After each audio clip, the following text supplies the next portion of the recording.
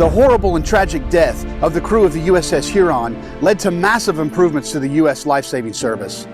Hey everybody, this is Russ from Family Tree Nuts, and I'm in Nags Head. I'm in the Outer Banks of North Carolina, about 350 yards or so off the wreck site of the USS Huron. The USS Huron was a iron hull gunboat that had a steam engine, but also had an auxiliary full rig sail.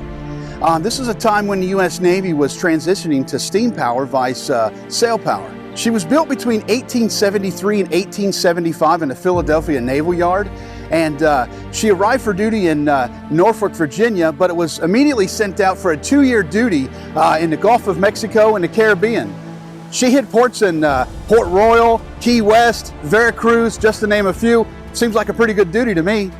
After her 2-year cruise was over, she headed to New York Naval Yard for repairs. After her repairs, in November of 1877, she left for a scientific expedition off the coast of Cuba. She made it to just off the coast of Nags Head, about 250 yards, where she ran aground. And the crew tried for several hours in the icy waters to free the ship. But the ship eventually keeled over, killing 98 of the sailors that were part of the crew.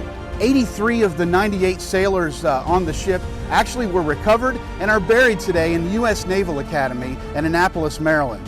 This horrible naval event was an absolute tragedy, but it led to massive overhaul of the U.S. life-saving service. You see, that night they didn't have lifeboats on staff. They didn't have the adequate lighthouse keeping service. They didn't have adequate people on board to be able to save people in distress. And this brought attention to this problem, and the government poured money into the coastlines to make sure that there were no more accidents such as this. Today, the wreck sits about 250 yards just off the beach here and is a popular dive destination.